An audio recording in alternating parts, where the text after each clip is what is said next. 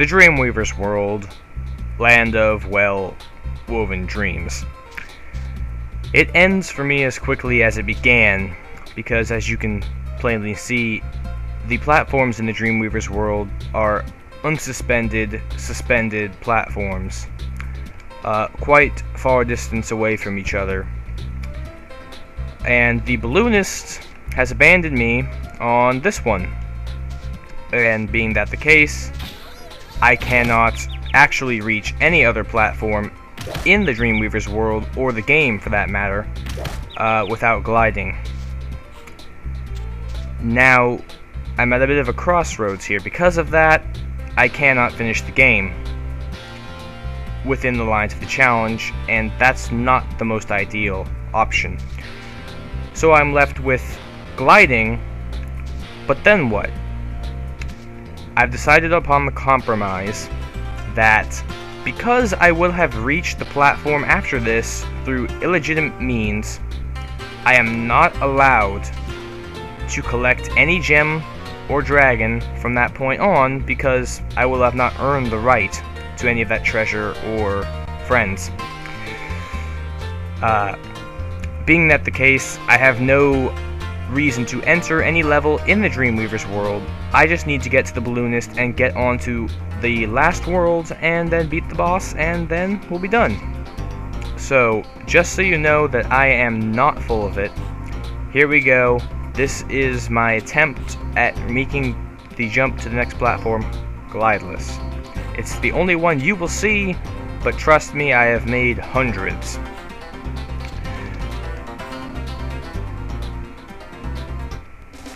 Terrible.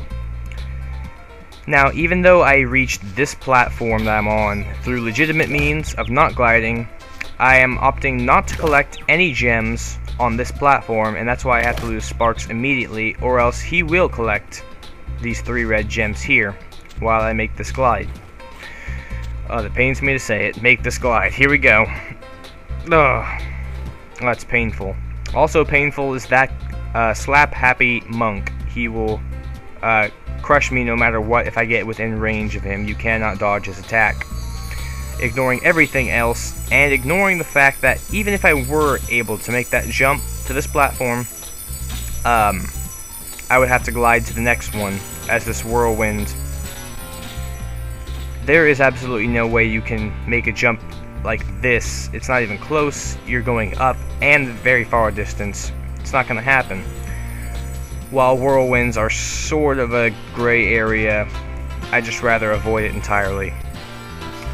Now, from this point, we only need to reach the balloonist, so as long as I do not get killed, there should not be a problem. Also, I do not run into any gems, as they are scattered all around the area.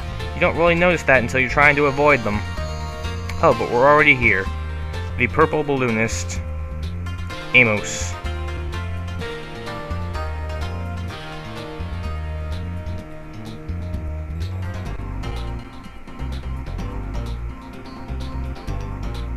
Well,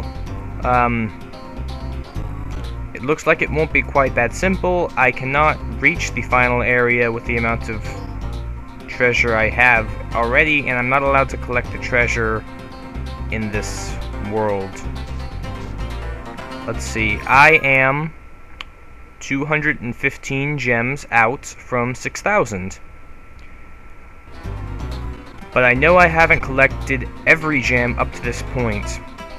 I have had to skip many because they were quote-unquote unobtainable glideless. But I've gotten better at the game since I started this, and I think I'm going to be going through one last double check through each of the levels, make sure I didn't miss anything, and ensure that every gem I say is unobtainable is unobtainable, because there are some gray areas.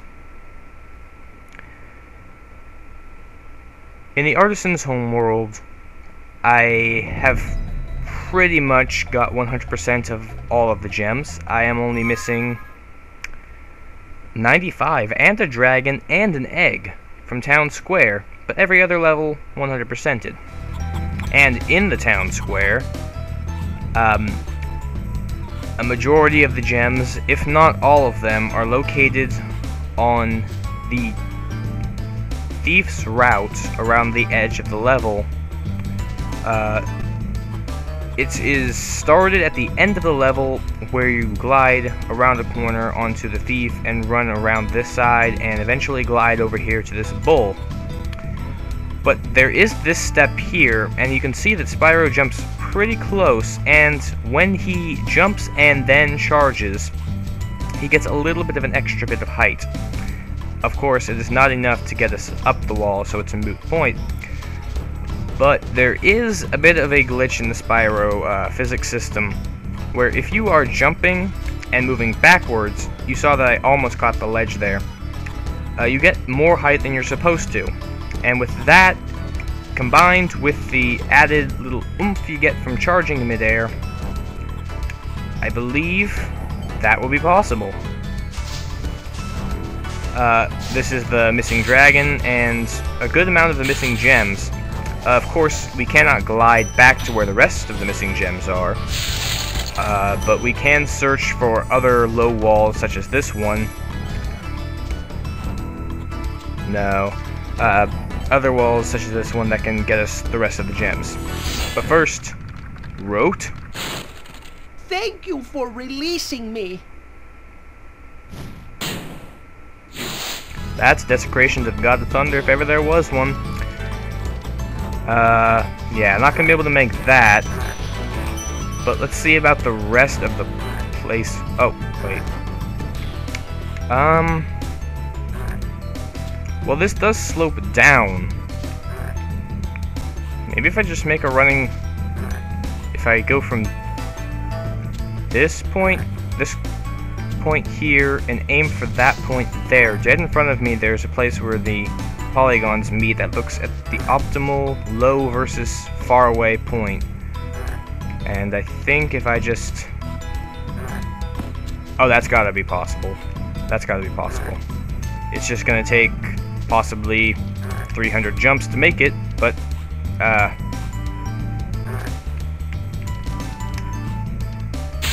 when has that stopped me before, you know? And from here, actually, I think we are good to jump back, and as long as I intercept the thief, we should have no problems cleaning out the rest of the level. This will certainly put us a lot closer, if not all the way, to that 6,000 gems I need. Let's just take this very slowly, because if the thief does run past me, it could be a problem. I can't actually follow him back to where he's going to go. So, applying the swamp frog method of cheesing it, one of the final gems of, or dragon eggs of the game is ours, as well as the final gems of Town Square. Right? That green gem. They put gems on the end of this tunnel if you turn around to see them. I guess they did it in case we accidentally come backwards too. Well, with that, let's see. Artisan Homeworld 100%ed glideless, but we're still 120 gems out. What's left to collect in the Peacekeepers? Well, first off, we're missing 27 gems in the Peacekeeper Homeworld, and all of them are located in that area over there. Wow, that thing looks stupid. I'm gonna put a few of them out of their misery first. And we also never used the key because because the lockbox is in that alcove over there. If I have not displayed this before, the dragons can be used as continue points if you happen to drown to refill your sparks.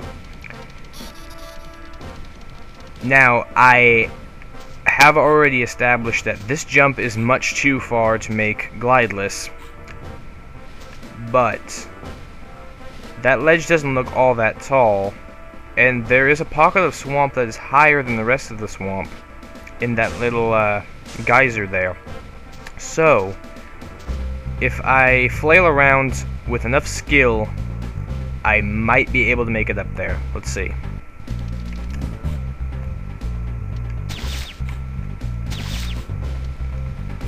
What do you know? I think I have a pretty good eye for Spyro jumps at this point. I've been doing them, what's been, 2 years now? And with that, that should be every single gem in the homeworld. Making 100% of everything for the homeworld. Next up, Dry Canyon, where I'm missing 48 gems and a dragon. Now, over here we have a platform that I could not jump to from the top of this building.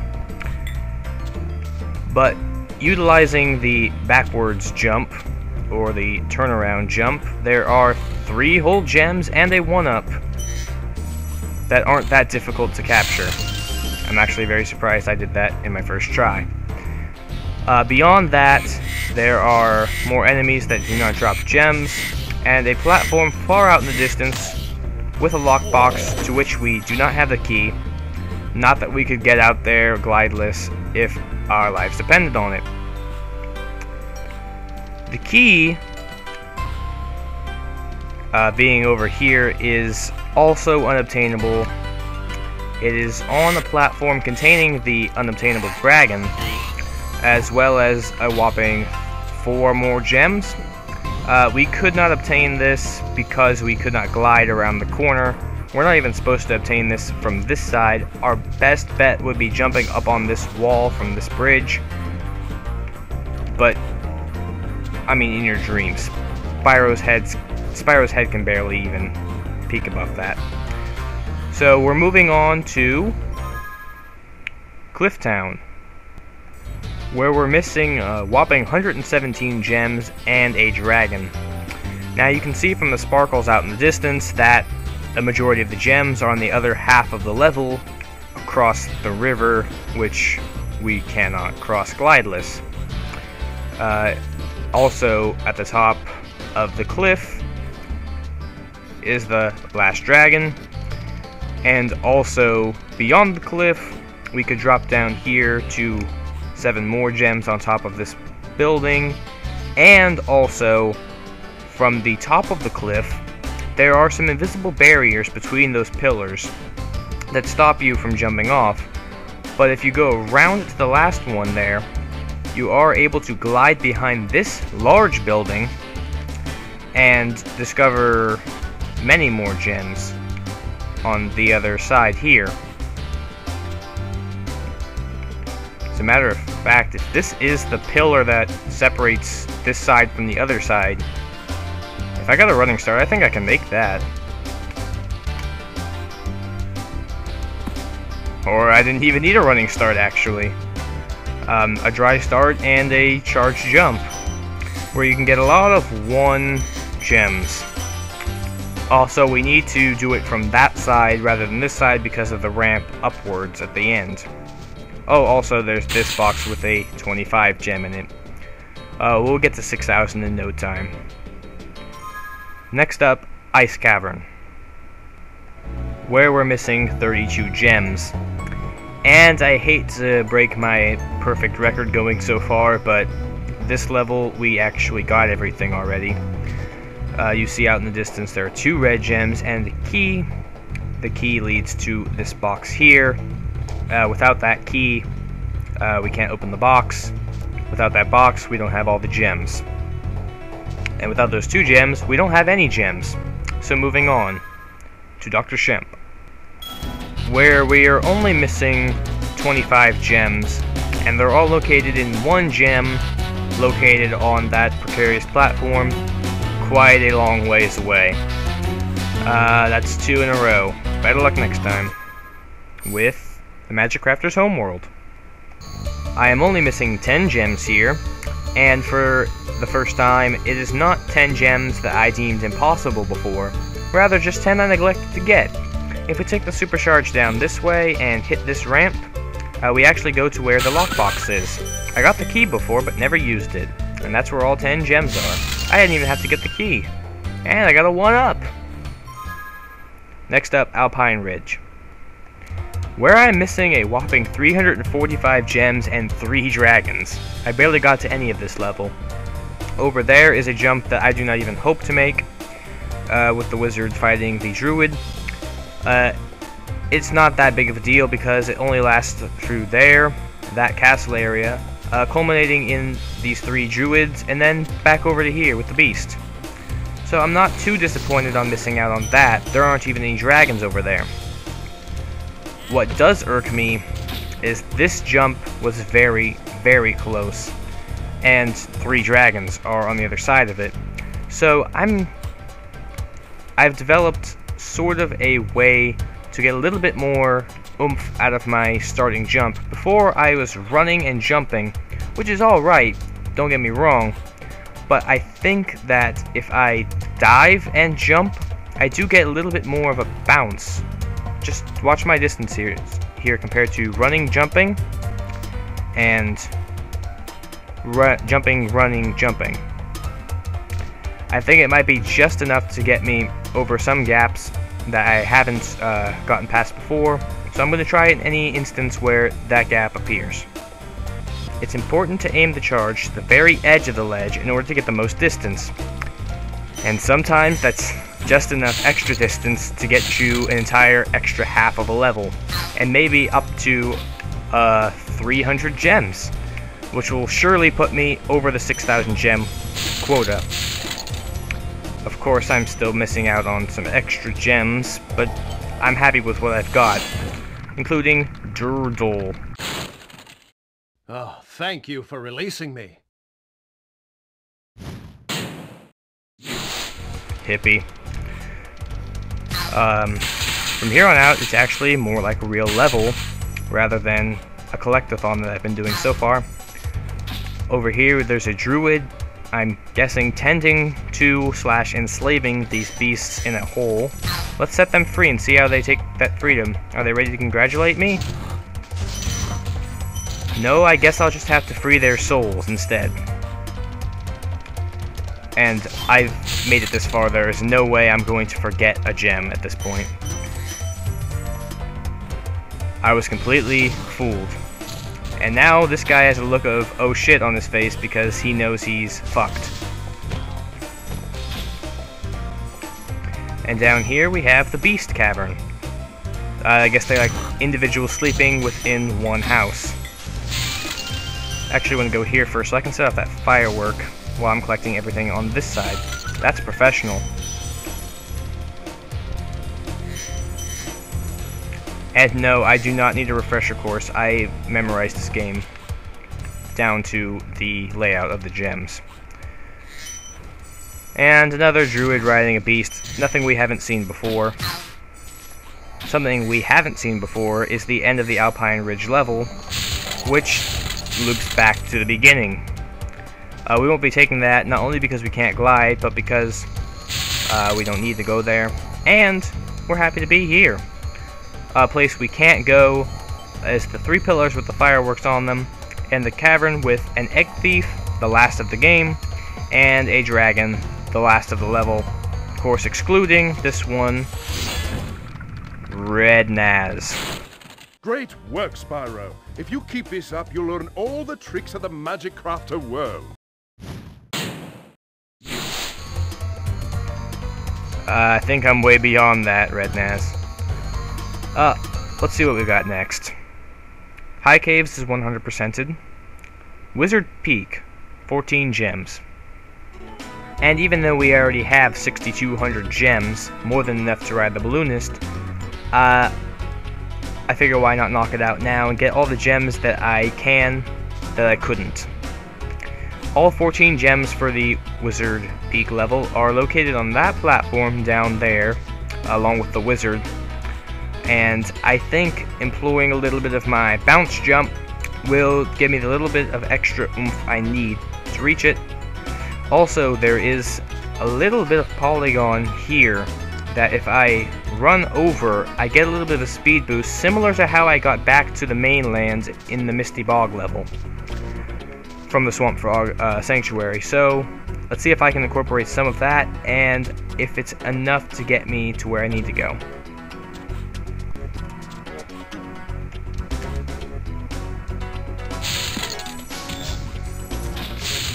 Am I the only one not surprised? That's the power of the bounce jump.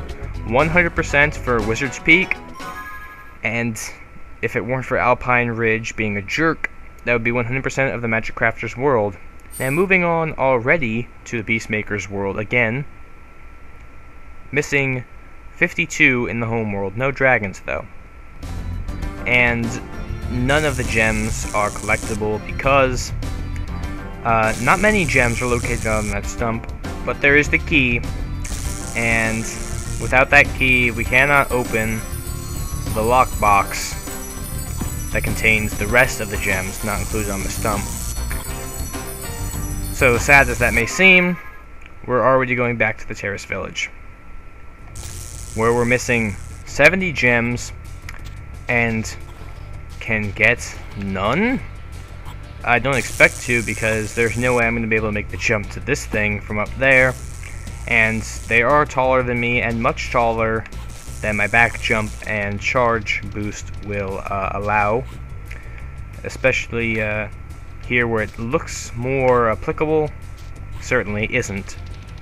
The reason there are 70 gems is because there are at least 1 strong boxes, maybe 2. I count 2 fireworks broken up there, and those contain a lot of gems. Also 3 or 4 rooftops full of gems. None can be captured glideless. So next up, Misty Bog, where I'm missing 65 gems, one of which I am sad to say, and I thought I would never have to say, occurred when I just simply forgot a gem while passing through.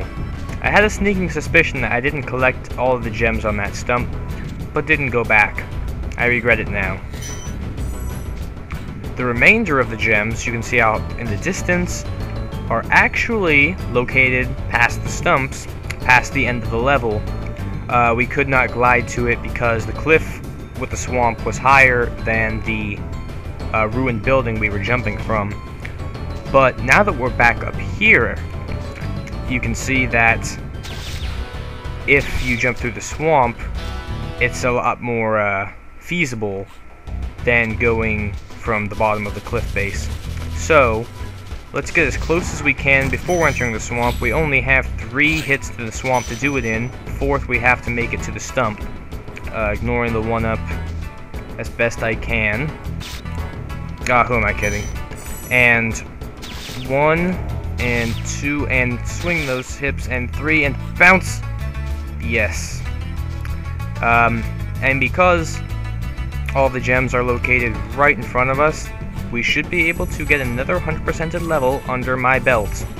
As long as I don't get killed by one of these bandoliers. Yuck, yuck, yuck, yuck. Oh wow, that was too close. For comfort or otherwise. And though it doesn't seem all that special, the level just ends right up here with the stump here. 500 gems. Out of 500 gems, all the dragons. So what's next? Treetops? You best believe those 90 gems and 1 dragon are in the treetops. Starting here, because the gold thief is actually the focus of this expedition, ending up on that platform over there with the remainder of the gems, whether in his pocket or on the platform, and the final dragon. So now comes the time to string together every supercharge in the level to see if it's enough to get me to the platform without gliding. Buckle up. Starting at the top of the level, going through all 4 supercharge ramps isn't actually that difficult. We already have 3, and we're already straight pointed towards the 4th one. That's not the difficult part. The hard part is getting it back up to the supercharge ramp that we need to bounce to the gold thief from. We need to take it up here to the right again and bounce off of this platform, and then swing this around because we're going the wrong way. bounce off this, and we'll be back up here, and then we're on this ramp and up this ramp, and as you can see, we fizzle out quite quickly, and we hit about even with a line on the Gold Thief platform. I want you to keep that line in mind because we're going back there. Now, if you go back and watch this, you can see I had 3 levels of supercharge. One where I had white smoke coming out of me, one where I had yellow smoke, and one where I had red smoke. Red smoke being the fastest, then yellow, then white, of course. The higher you go through the level, the slower your supercharge gets. When you're going downwards, that's how the game measures that you're going downhill, so you end up faster, lower in the level. When you come back up, it measures you as going uphill, meaning you're slower now. Let me take a checkpoint here. And because of that supercharge height formula, we could have done this and gotten about the same height or distance from the supercharge. So we really made no progress, and that's disappointing, as if we take our supercharge here and bring it back up, you can see that they kill our supercharge ramp. They kill our supercharge. It doesn't matter how we got up there. It's not because I'm going up the ramp. Up here, they just have a trigger that kills all supercharge. So even if we were able to take the supercharge through that door, bring it up out the window, and bring it back over here, it would get nerfed about the top of the ramp. And it would still be yellow at best, and we cannot get red to go down this ramp. If we glid, of course, it's very simple, but we didn't. Up next, Metalhead. We're missing only 25 gems, but it is split up into 2 different spots. Up here is where I would come out of the whirlwind, back from where I got the key. It would point me directly to that without having to move, but I'm trying to avoid gliding, even via whirlwinds if possible, and it is. And the remainder of the gems are located out on that island with the 1-up, but because it is so high up off the ground, not even our backwards and charge will make us up there. So we're missing out on 7 gems there as well.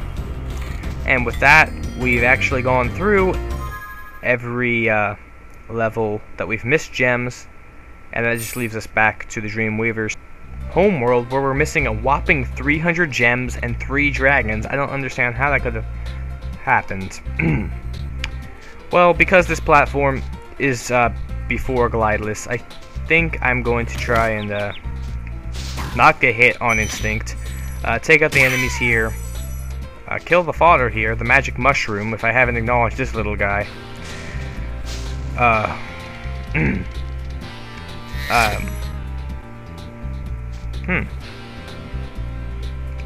As a matter of fact, I didn't think that jump in Alpine Ridge was possible, and I tried that a lot of times before I developed my bounce jump technique. I wonder. And that, my friends, is what dreams are woven out of. Well, I guess next time you're gonna join me for Dreamweavers. Or maybe I'll just go on another pointless detour throughout the entire game. It'll be great.